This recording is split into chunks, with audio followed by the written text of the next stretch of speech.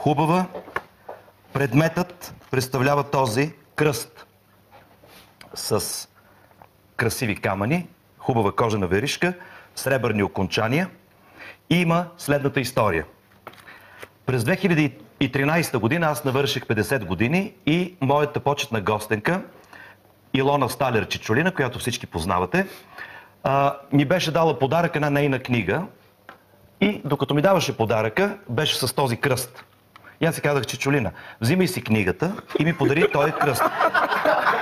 Аз голи жени няма да гледам. Дай кръста, ще свърши някаква работа. Чичолина даде и книгата и кръста. Това беше на 2 юни, не когато съм родена, на 4 юни. След това бях жури на конкурса Мис Великобритания и на новоизбраната Мис Великобритания аз подарих този кръст. Казах: Мила, аз го бях поносил 20 дни, писна ми, той е за теб. 2014 година идва Мис Великобритания 2014 и ми казва: Лорд Пинчев иска да ви подаря нещо и ми подарява този кръст. Едната го подарила на другата. Така че този кръст се върна при мен и искам да ти го дам в твоя любезен търг.